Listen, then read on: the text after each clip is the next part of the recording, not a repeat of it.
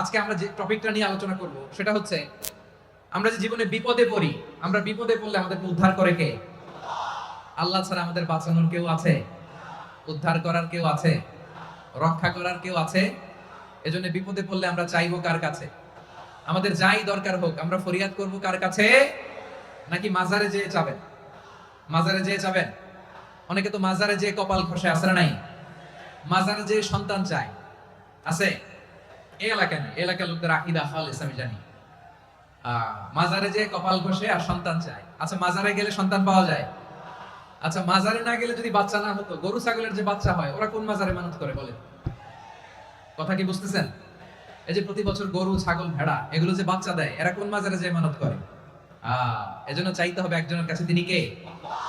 আমার প্রিয় পটুয়াখালীবাসী, মাজার জিয়ারত করা সুন্নাহ। আমরা মাজার জিয়ারত করব, আল্লাহ ওয়ালাদের কবরে যাব, আমরা সেখানে যে সালাম দিব, দোয়া করব, নিজের জন্য করব, কবরে শুয়ে থাকা মাইয়াতের জন্য করব, পুরো মুসলিম উম্মার জন্য করব। কিন্তু কবরে যিনি শুয়ে আছে ওই বাবার কাছে সন্তান চাওয়া যাবে? চাকরি চাওয়া যাবে?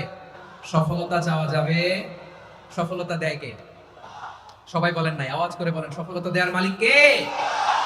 এই কথাই রব্বুল আলামিন বলেন, ওয়া ইয়ামসাসকাল্লাহু বিদুররিন ফালা কাশিফা লাহু ইল্লা হু ওয়া ইউরিদকা বিখাইরিন ফালা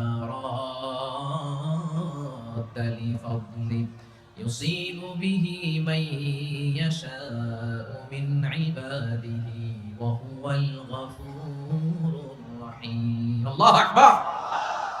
আল্লাহ বললেন, ওয়া ইয়ামসাসকাল্লাহু বিদুররিন ফালা কাশিফা লাহু ইল্লা হু। আল্লাহ যদি তোমাকে কোনো বিপদ স্পর্শ করায়, আল্লাহ যদি তোমারে কোনো বিপদে ফেলে দেয়, ওই বিপদ থেকে উদ্ধার করার তিনি ছাড়া আর কেউ নাই। জোরে বলেন ঠিক কিনা? তিনি যদি কোনো বিপদে ফেলেন, তিনি ছাড়া বিপদ থেকে উদ্ধার করার কেউ নাই। আর তিনি যদি তোমার প্রতি কোনো অনুগ্রহ করতে চান, ওই অনুগ্রহ ঠেকিয়ে দেওয়ার ক্ষমতাও কারো নাই। আল্লাহ যদি আপনার সফলতা দিতে চায়, পৃথিবীর কোন শক্তি ওই সফলতাকে থামাতে পারে? এজন্য আল্লাহ বললেন, খবরদার, চিন্তার আকীদা খালিস করে নাও। ওয়া ইয়ামসাসকাল্লাহু বিদুররিন ফালা কাশিফা লাহু ইল্লা হু। আল্লাহ বিপদে ফেললে বিপদ থেকে উদ্ধার করার কেউ থাকে না। আর আল্লাহ যদি তোমার প্রতি দয়া দেখাতে চান, অনুগ্রহ করতে চান, ওই অনুগ্রহকে প্রতিরোধ করার মতো ক্ষমতা কারো নাই। তিনি তার বান্দাদের মধ্য থেকে যাকে ইচ্ছা তাকে দেন, যত ইচ্ছা তত দেন। তিনি ক্ষমাশীল, তিনি মেহেরবান। সুবহানাল্লাহ। তিনি ক্ষমাশীল, তিনি মেহেরবান। তাহলে এই আয়াত থেকে আমরা বুঝতে পারলাম, আমরা যদি বিপদে পড়ি আমাদেরকে কেউ বাঁচাতে পারে না। আমার বাবা আমারে বাঁচাতে পারে? হ্যাঁ? আমার মা আমাকে বাঁচাতে পারে? আমার বন্ধু আমারে বাঁচাতে পারে? আমার দলের কর্মী আমাকে বাঁচাতে পারে? আমার পীর সাহেব আমারে বাঁচাতে পারে? আমার পটুয়াখালীর ভাইরা খেয়াল রাখবেন, বাঁচাতে পারে এক মহান সত্তা, উদ্ধার করতে পারে এক মহান সত্তা। চিৎকার করে বলুন, তিনি কে? আবার আল্লাহ বললেন, আম্মাই ইউজিবুল মুফতাররা ইযা দাআহু ওয়া ইয়াকশিফুস সুআ ওয়া ইয়াজআলুকুম খুলাফাআল আরদ আইলাহুম মা'আল্লাহ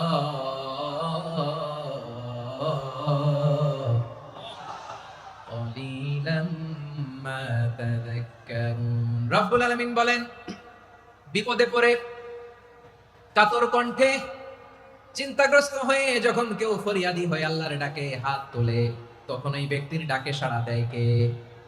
সবাই বলুন। কণ্ঠে বিপন্ন অবস্থায় আপনি যখন কেঁদে কেঁদে হাত তুলে আপনার দুঃখের কথা জানান, আপনি যখন ডাকেন তারে, তখন আপনার ডাকে সাড়া দেয় কে? আল্লাহ বলে, আমি সাড়া দেই। তোমাদের বিপদকে মুক্ত করে দেয় কে? ওই আল্লাহর সাথে কোন উপাস্য আছে নাকি? কিন্তু খুব অল্প সংখ্যক লোকই তোমরা উপদেশ গ্রহণ করো। কথাটা কার? তাহলে বিপন্ন মানবতা যখন কাঁদে, মানুষ যখন বিপদে পড়ে নিরুপায় হয়ে ফরিয়াদ করে, তার ডাক শোনার কেউ নাই একজন ছাড়া। চিল্লায় বলেন তো, তিনি কে? এজন্য আমরা ফরিয়াদের হাত কার দিকে তুলবো? প্রিয় পটুয়াখালী বলেন, ফরিয়াদের দুটো হাত আমরা কার দিকে তুলবো? এবং খেয়াল রাখতে হবে, মাথার সাথে সেট করে নিতে হবে, আল্লাহ ছাড়া আমাকে উদ্ধার করার কেউ নাই। এই পৃথিবীতে কেউ আপন না। প্রিয় ভাইরা, বিপদে বললে বোঝা যায় কেউ আপন না। আপন শুধু একজন মহান সত্তা, তিনি কে? এটা কি আপনারা খেয়াল রাখতে পারবেন? হ্যাঁ, বিপদে আপদে কেউ আমাদের বাঁচাতে পারে না, তরাতে পারে না, মুক্তি দিতে পারে না, উদ্ধার করতে পারে না, একমাত্র আমার প্রভু ছাড়া, আল্লাহ ছাড়া। চিল্লায় বলেন ঠিক কিনা? এবং প্রিয় পটুয়াখালীর ভাইয়েরা, মাথার সাথে এটা সেট করে নিতে হবে যে আমাদের পুরো জীবনটাই পরীক্ষা, পুরো জীবনটাই কি? The life is a test. পুরো জীবনটাই পরীক্ষা। এই জীবনে বিপদ আসবে, আপদ আসবে, পরীক্ষা আসবে, সবার জীবনে এটা থাকে। এক একজনের পরীক্ষা এক এক রকম। আমার পরীক্ষা একরকম, মাসুদ ভাইয়ের পরীক্ষা একরকম, চৌধুরী সাহেবের পরীক্ষা একরকম, আপনার পরীক্ষা একরকম, উনার পরীক্ষা আবার আরেক রকম। পুরো পৃথিবীটাই পরীক্ষা ক্ষেত্র, সবাই পরীক্ষা দিচ্ছি, কিন্তু কারো পরীক্ষা প্রশ্নের সাথে কারোটার মিল নাই। সুবহানাল্লাহ পড়বেন না? পুরোটাই পরীক্ষা ক্ষেত্র, সবাই পরীক্ষার্থী, কিন্তু প্রশ্নপত্র একটার সাথে আরেকটা মিলে না। One doesn't match the other. একজনেরটার সাথে আরেকজনেরটা মিলে না। কাউকে আল্লাহ তাআলা ধনী বানিয়ে পরীক্ষা করেন। কি বানিয়ে? কথা কি বুঝতেছেন নাকি কষ্ট হচ্ছে? কষ্ট হচ্ছে আপনাদের?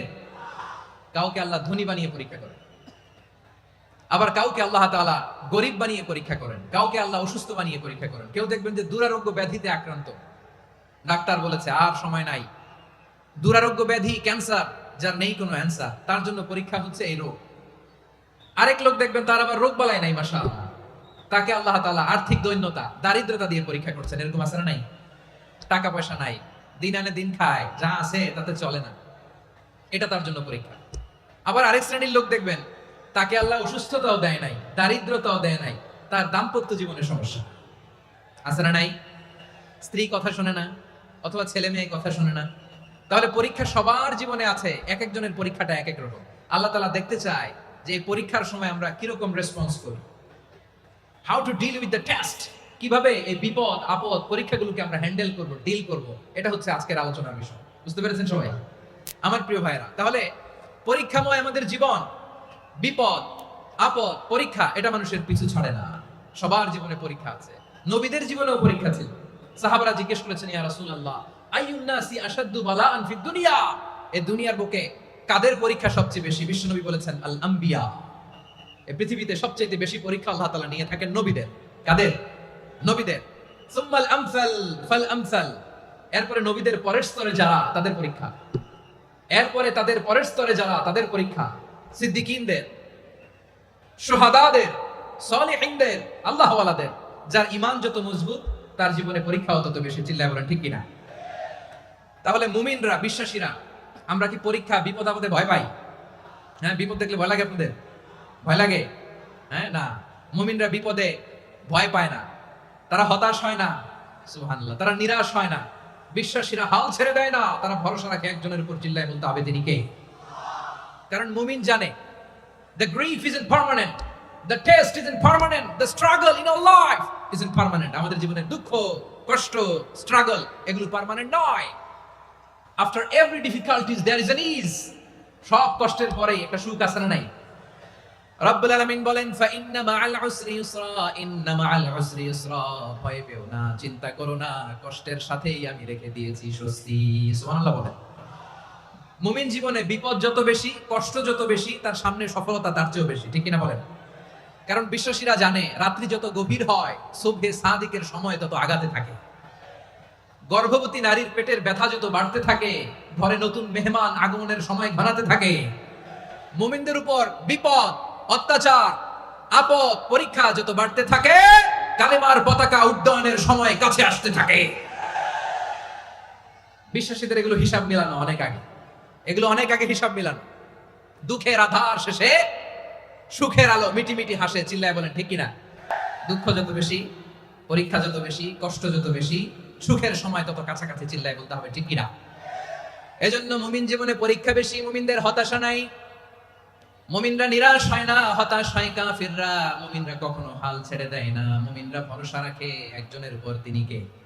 তাহলে আমার প্রিয় পটুয়াখালীবাসী, বিপদ থাকবে, পরীক্ষা থাকবে, এই বিপদ থেকে আমাদেরকে উদ্ধার করবেন একজন, তিনি কে? আমরা শুধু আল্লাহর উপরই ভরসা রাখবো। রাজি আছেন তো? চাইবো একজন সত্তার কাছে। আওয়াজ করে বলুন তিনি কে? একজন সত্তার কাছে চাইবো। বিশ্বনবী ওনার চাচাতো ভাই আব্দুল্লাহ ইবনে আব্বাস রাদিয়াল্লাহু তাআলা আনহুকে বললেন, ইয়া আব্দুল্লাহ ইবনে আব্বাস, হে আব্দুল্লাহ ইবনে আব্বাস, ইদা সাআলতা ফাসআলিল্লাহ, যখন চাইবে আল্লাহর কাছে যাও। ও আব্দুল্লাহ, যখন চাইবা আল্লাহর কাছে চাও। ওয়া ইদা ইসতাআনতা ফাসতাইন বিল্লাহ, যখন সাহায্য চাইবা আল্লাহর কাছে ফরিয়াদ করো। জেনে রেখো ও আব্দুল্লাহ, ওয়া আলাম আন্নাল উম্মাতা লাউ ইজতামাআত আলা আন ইয়ানফাউকা বিশাইইন লাম ইয়ানফাউকা ইল্লা বিশাইইন ক্বাদ কাতাবাহু আল্লাহু লাক। ও আব্দুল্লাহ, জেনে রেখো, মনে রেখো, গোটা বিশ্বের সবাই মিলে যদি তোমার উপকার করতে চায়, ততটুকুই তারা করতে পারবে যতটুকু আল্লাহ তোমার নসিবে সেটা লিখে রেখেছে। ঠিক কিনা বলেন? আর যদি গোটা বিশ্বের সবাই মিলে তোমার বিরুদ্ধে কনস্পাইরেসি করে, ষড়যন্ত্র করে, গোটা বিশ্বের সবাই মিলেও যদি তোমার ক্ষতি করতে চায়, ততটুকুই শুধু পারবে যেটা আল্লাহ তোমার জন্য বরাদ্দ রেখেছে। যতটুকু আল্লাহ তাআলা তোমার জন্য বরাদ্দ রেখেছে অতটুকুই ক্ষতি করতে পারবে, আর এক চুল বেশিও করতে পারবে না, কমও করতে পারবে না। চিল্লায় বলেন ঠিক কিনা? এজন্য আমরা চাইবো কার কাছে? সবাই বলেন নাই, আওয়াজ করে বলেন কার কাছে?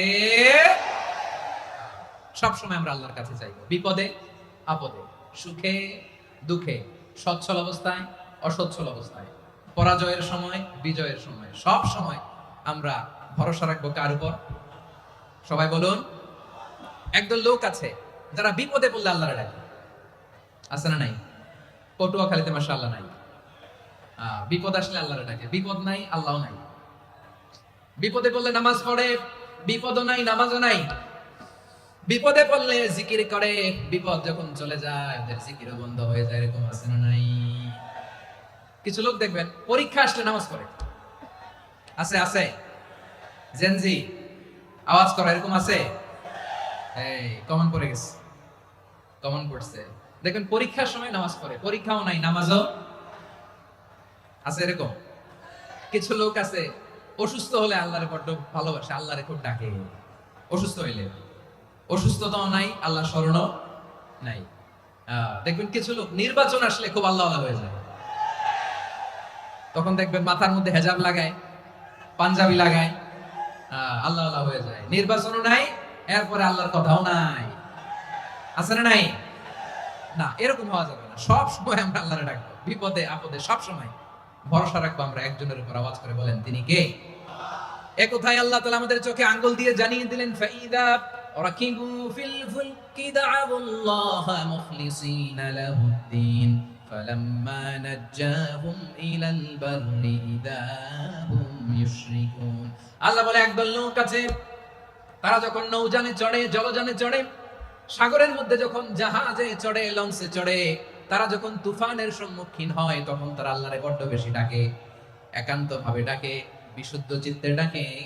আবার তুফান থেকে তাদেরকে সেফ জোনে নিয়ে, নিরাপদ জোনে নিয়ে যখন বন্দরে আমি আল্লাহ তাদেরকে ফিরিয়ে দেই, ওই লোকগুলো আবার আমি আল্লাহর সাথে শিরিক করে।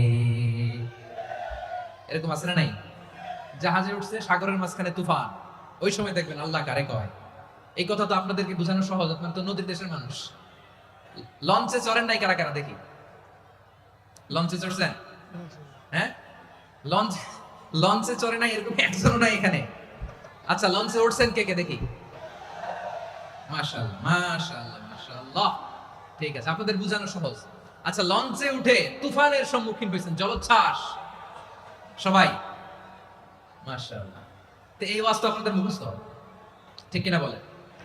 আমার বলার দরকার নাই, বলেন। মাঝ নদী, তুফান, জলোচ্ছ্বাস, জলের মধ্যে উচ্ছ্বাস, ঢেউ, টর্নেডো, সাইক্লোন, মেঘের ঘনঘটা, পরিবেশ ঘুটঘুটে অন্ধকার, লঞ্চ একবার এদিকে আরেকবার ওইদিকে, ভিতরে কি অবস্থা হয় বলেন তো? হ্যাঁ, তখন মুসলিম আল্লাহরে ডাকে, হিন্দু আল্লাহরে ডাকে, ঠিক কিনা বলেন? আস্তিক আল্লাহরে ডাকে, নাস্তিক আল্লাহরে ডাকে, ঠিক কিনা? লঞ্চের ভেতর, স্টিমারের ভেতর কান্নারের রোল পড়ে যায়, চিৎকারের রোল পড়ে যায়, সবার মধ্যে শুধু একটা আওয়াজ, লা ইলাহা লা ইলাহা লা ইলাহা সুবহানাল্লাহ আলহামদুলিল্লাহ লা ইলাহা। আল্লাহ নামের জিকির করবে যারা, আল্লাহর কাছে প্রিয় তারা, আল্লাহর কাছে প্রিয় যারা, জান্নাতে প্রবেশ করবে তারা। জোরে লা ইলাহা লা ইলাহা ইল্লাল্লাহ লা ইলাহা ইল্লাল্লাহ মুহাম্মাদুর রাসূলুল্লাহ সাল্লাল্লাহু আলাইহি ওয়াসাল্লাম। আমার প্রিয় পটুয়াখালীবাসী, তাহলে লঞ্চের ভেতরে যখন আমরা তুফানের মধ্যে পড়ি, তখন সবাই মিলে আমরা একটা নামের জিকির করি। নামটা কার? মুসলমানেরাও ডাকে, হিন্দুরাও ডাকে, আস্তিকও ডাকে, নাস্তিকও ডাকে, সবাই ডাকে একজনকে, তিনি কে? আবার দেখবেন ওই আল্লাহ তুফানের পরে ঝড়ের পরে ওই লঞ্চটাকে যখন সদর ঘাটে ফিরিয়ে দেয়, আবার আমরা নাফরমানি শুরু করে দেই। সে কোথায় আল্লাহ বললেন, ফাইদা রাকিবু ফিল ফুলকি দা'আল্লাহ মুখলিসিনা লাহুদ্দিন ফালাম্মা নাজ্জাহুম ইলাল বাররি ইযা হুম ইউশরিকুন। সাগরে যখন তুফানে পড়ে আমি আল্লাহর ডাকে, আবার আমি আল্লাহ যখন বাঁচিয়ে দেই, আবার আমি আল্লাহর সাথে শিরিক শুরু করে। আমরা কি এরকম হতে চাই নাকি? এরকম করবেন? হ্যাঁ না, আমরা তুফানে পড়লেও আল্লাহর ডাকি, আবার বাঁচায় দেওয়ার পরেও ডাকি কারে? আল্লাহকেই ডাকি। বিমানের মধ্যে মাঝে মাঝে দেখবেন যে এয়ার টার্বুলেন্স হয়, জানেন? এয়ার টার্বুলেন্স জানেন তো? মাঝে মাঝে বিমানটা বাউন্সিং করে, বাম্পি, ভেরি বাম্পি ওয়েদার। শুনেন নাই? 40,000 ফিট উপরে যখন থাকে তখন পাইলট মাঝে মাঝে বলে, dear passengers, ladies and gentleman, right now we are flying 40,000 feet above the ground and we are passing very air turbulence, very heavy air turbulence right now. Please fasten your seat belt. দেখবেন মাঝে মাঝে বলে যে, ভদ্র মহিলা, ভদ্র মহোদয়গণ, আমরা 40,000 ফিট উপর দিয়ে যাচ্ছি আর এয়ার টার্বুলেন্স ফেস করছি, মেহেরবানি করে আল্লাহর রাস্তে সিট বেল্ট বাঁধুন। তখন বিমানটা এরকম বাউন্সিং করে, শেকিং করে। আপনারা মুখোমুখি হয়েছেন? ইদানিং এই এয়ার টার্বুলেন্স বেড়ে গিয়েছে। গত বছর আমার ইন্টারন্যাশনাল অনেকগুলো ফ্লাইট ছিল, তো আমি দেখলাম যে আগের ফ্লাইটগুলোর তুলনায় এখন এয়ার টার্বুলেন্স খুব বেশি। আমি একটু রিসার্চ করে দেখলাম, ক্লাইমেট চেঞ্জের কারণে, জলবায়ু পরিবর্তনের কারণে আকাশের বাতাসের মুভমেন্টে পরিবর্তন হয়েছে, ফলে এখন বিমান শেকিং করে বেশি, বাউন্সিং, বাম্পি ওয়েদার। তো বলেন তো, 40,000 ফিট উপরে যখন আপনি, কয় হাজার ফিট? সবাই বলুন কয় হাজার ফিট? 40,000 ফিট উপরে যখন আপনি, তখন যখন বিমানটা এরকম বাউন্সিং করে, সবাই যখন ভমিটিং করে বিমান নষ্ট করে দেয়, বমি করে, তখন বাঁচানোর কে আছে আল্লাহ ছাড়া? কেউ আছে? ওই মুহূর্তেও সবাই মিলে একজন ডাকে আওয়াজ করে বলেন, তিনি কে? মাঝে মাঝে কিছু সোশ্যাল মিডিয়ায় কিছু ভিডিও পাওয়া যায় যে হেভি যখন এয়ার টার্বুলেন্স হয়, 10 সেকেন্ড 15 সেকেন্ডের কিছু ভিডিও পাওয়া যায়, বিমানটা এরকম বাউন্সিং করছে, বাম্পি ওয়েদার, কাঁপছে, মানুষগুলো বমি করছে, অক্সিজেন মাস্কগুলো সব ঝুলে পড়েছে, বিমানটা শুধু কাঁপছে। তখন দেখবেন বিমানের ভেতরেও এরকম লঞ্চের মতো চিৎকার আছে না নাই? বিমানের ভেতরেও তখন চিৎকার। গত বছর হিথ্রো এয়ারপোর্ট থেকে সিঙ্গাপুর এয়ারলাইন্সের একটা ফ্লাইট, হিথ্রো টু চাঙ্গি, একটা ফ্লাইটে এমন বেশি এয়ার টার্বুলেন্সের শিকার হয়েছিল ওই এয়ারক্রাফটটা, 33 জন যাত্রী সেখানে আহত হয়েছে, একজন যাত্রী নিহত হয়েছে। কেবিন ক্রুজ, এয়ার হোস্টেস যারা আছে, একজনের নাক ফেটে, চোখ ফেটে, কপাল ফেটে, ব্লিডিং হয়ে শয়লা।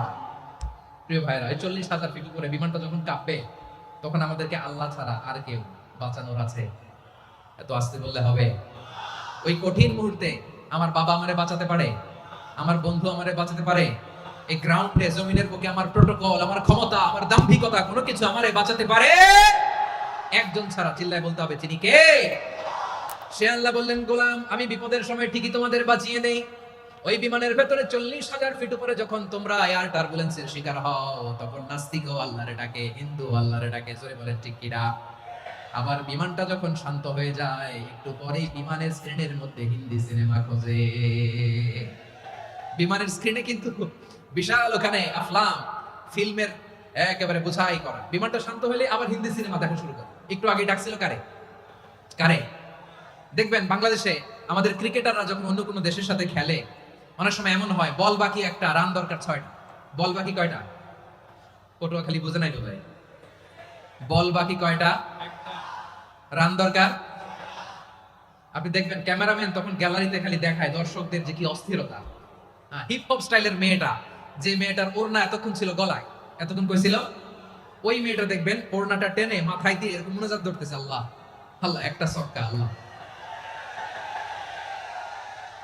আল্লাহ, আমার লাল সবুজের পতাকারে তুমি অপমানিত কইরো না আল্লাহ, ইন্ডিয়ার সাথে আমাদের খেলা, আল্লাহ আল্লাহ, একটা সক্কা, একটা। পুরো পুরো খেলা জুড়ে এই মেয়ের ওড়না ছিল গলায়, কিন্তু যখন 1 বলে 6 রান দরকার, ওড়না চলে আসছে কোথায়? মাথায়। আবার মুনাজাত আছে না নাই? ঠিকই বাংলাদেশের দামাল ছেলে এমন এক শট মারলো, বল চলে গেল স্টেডিয়ামের বাইরে, ছক্কা, জিতে গেলাম আমরা। পুরো স্টেডিয়াম জুড়ে চিৎকার, হই হুল্লোড়, মौज মাস্তি। যেই মেয়েটা মাথার মধ্যে ওড়না দিয়ে এতক্ষণ সুবহানাল্লাহ সুবহানাল্লাহ বলে আল্লাহর কাছে দোয়া করেছে, ওই মেয়ে এখন আবার ওড়না ফেলে দিয়ে নাচা শুরু করে দিয়েছে। তাহলে আল্লাহর ভয়, আল্লাহর প্রতি আস্থা, বিশ্বাস, ভালোবাসা, এটা কি ক্ষণিকের জন্য? মানে আমার যখন লাগবে তখন আল্লাহর ইউজ করবো নাকি? হ্যাঁ, বিপদে আপদে, সুখের সময় দুঃখের সময়, সচ্ছল অসচ্ছল অবস্থায় বিশ্বাসীরা ভরসা রাখে একজনের উপর। চিৎকার করে বলে পটুয়াখালী, তিনি কে? সে আল্লাহ বললেন, গোলাম মনে করো না জাহাজ থেকে সদরঘাটে ভিড়িয়ে দিলাম, তুমি নিরাপদ হয়ে গেছো। মনে করো না 40,000 ফিট থেকে সেফ ল্যান্ডিং এর পরে এয়ারপোর্টে নেমে গেলে তুমি নিরাপদ হয়ে গেছো। ও মিয়া, বিপদ কি শুধু সাগরে আর আকাশে?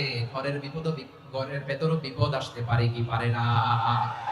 এজন্য সূরা মুলক আল্লাহ বললেন, আমিনতুম মান ফিস সামাই আন ইয়াখসিফা বিকুমুল আরদা ফাইদা হিয়া তামুর। তোমরা কি ভাবছো তোমরা নিরাপদ? সাগরের মধ্যে তুফান, আল্লাহ আল্লাহ ডাকলাম, সদরঘাটে যেয়ে পড়ছি, বেঁচে গেছেন তো আপনি। আর পাবে আপনারে আল্লাহ? আল্লাহর তো সাগরের মাঝখানে তো আল্লাহ আপনার পাইছিল, আর তো পাবে না। আর পাবে আপনারে? আর আল্লাহ ধরতে পারবে আপনারে? ঘরের ভেতরও বিপদ দিয়ে আটকাতে পারে কে? 5 স্টার 7 স্টার হোটেলের ভেতরেও আমাকে বিপদের মধ্যে ফেলে দিতে পারেন কে? আল্লাহ বললেন, তোমরা কি ভেবেছো তোমরা নিরাপদ? আমি চাইলে ল্যান্ডস্লাইডস, ভূমি ধস দিয়ে 1 লক্ষ 1 মুহূর্তে নিয়ে যেতে পারি। এক সুনামি দিয়ে থাপ্পড় মেরে 3 লক্ষ সাগরের ভেতরে ঢুকাই দিতে পারি। 1 সেকেন্ডও লাগে না।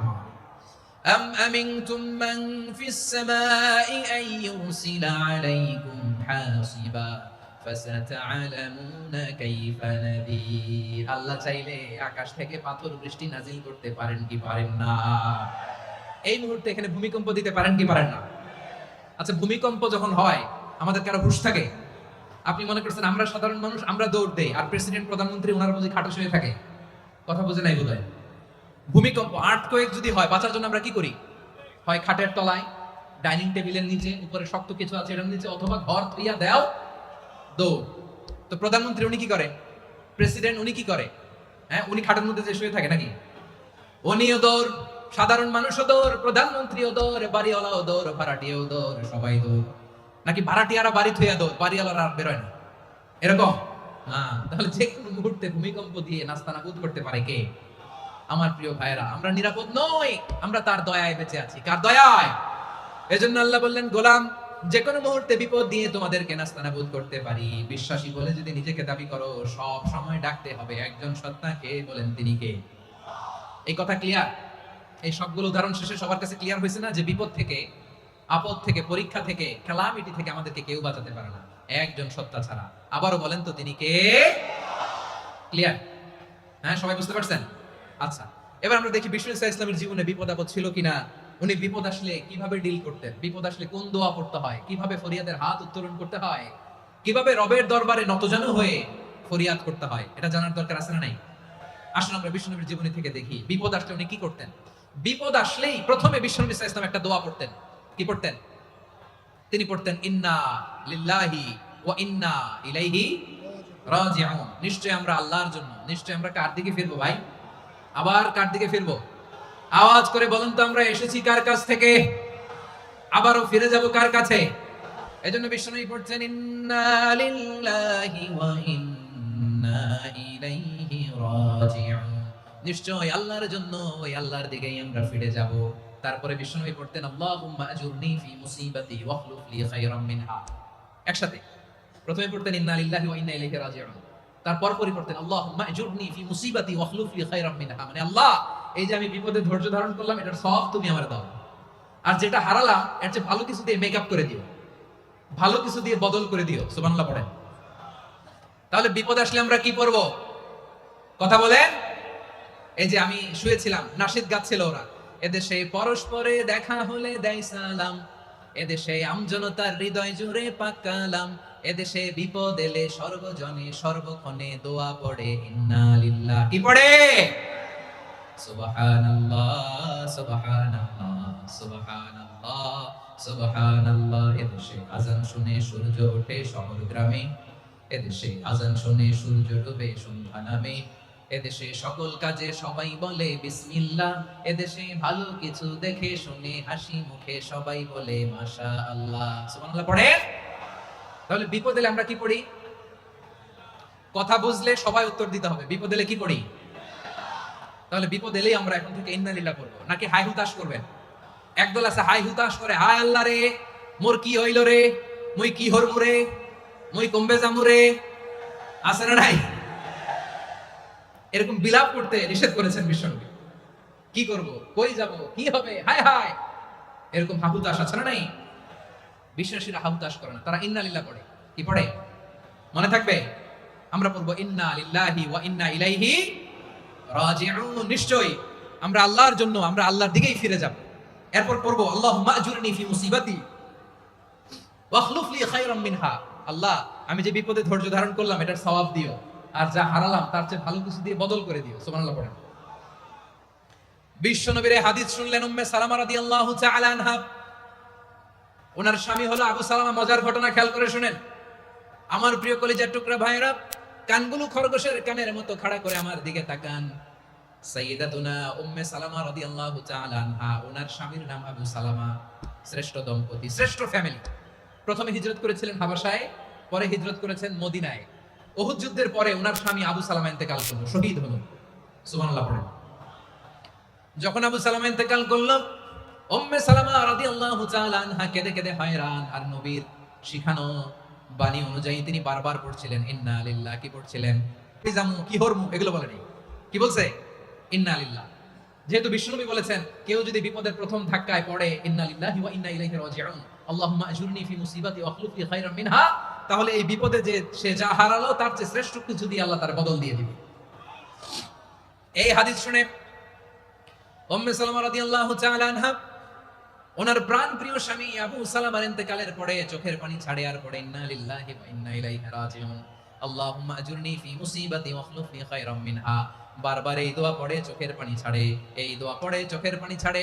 আর মনে মনে বলে আবু সালামার মতো ভালো মানুষ মদিনাতে নাই, আবু সালামার চেয়েও ভালো মানুষ মদিনাতে নাই। তার চেয়ে ভালো মানুষ কি করে আল্লাহ তাআলা আমারে দিবে? তার চেয়ে ভালো মানুষ তো আমি মদিনাতে দেখি না।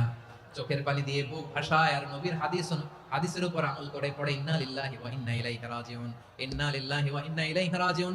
পড়তে পড়তে চোখের পানি ছাড়ে আর চিন্তা করে বিশ্বনবী বললেন এই দোয়া পড়লে যেটা হারালাম তার চেয়ে ভালো কিছু দিয়ে আল্লাহ পুরস্কার দেয়। আবু সালামার চেয়ে ভালো মানুষ মদিনার মধ্যে আর কে হতে পারে? কি আজীব তামাশা, কি অবাক করা ঘটনা। কিছুদিন পরে দেখা গেল সাইয়্যিদুল মুরসালিন রাহমাতাল লিল আলামিন স্বয়ং বিশ্বনবী উম্মে সালামাকে বিয়ের প্রস্তাব পাঠিয়েছে। স্বয়ং বিশ্বনবী উম্মে সালামা রাদিয়াল্লাহু তাআলা থেকে বিয়ের প্রস্তাব পাঠিয়েছেন। উনি রাজি হয়ে গেলেন, বিয়ে হয়ে গেল। উনি হয়ে গেলেন উম্মুল মুমিনিন, আমাদের মা, পুরো মুসলিম উম্মার মা। চিৎকার করে বলেন আল্লাহু আকবার। তাহলে আমার প্রাণপ্রিয় ভাইরা, বিপদে পড়লে আমরা পড়বো ইন্না লিল্লাহি ওয়া ইন্না ইলাইহি রাজিউন, আল্লাহুম্মা আজুরনি ফি মুসিবাতি ওয়া আখলুফ লি খায়রাম মিনহা। পড়বেন? পড়বেন না? যারা যারা বিপদ আসলে এই দোয়াটা পড়বেন এখন থেকে আওয়াজ করে ইনশাআল্লাহ বলেন। যা হারাইছেন তার চেয়ে শ্রেষ্ঠ জিনিস দিয়ে বদলা দিবে কে? বিশ্বাস হয়? একটু সন্দেহ লাগে মনে হয়, একটু সন্দেহ আছে? যাদের বিশ্বাস হবে তাদের কি আল্লাহ উত্তম বদলা দিবে, ঠিক কিনা বলেন? তাহলে বিপদে পড়লেই প্রথমে আমরা এটা করব। দোয়াগুলো যদি এখন মুখস্থ না হয়, এই যে রেকর্ডিং হচ্ছে পেয়ে যাবেন, কালকেই পেয়ে যাবেন। শুনে শুনে মুখস্থ করবেন। আমার মায়েরা, আমার বোনেরা, আপনাদের জন্য 3টি মাঠের অ্যারেঞ্জমেন্ট করা হয়েছে, আমি জানি।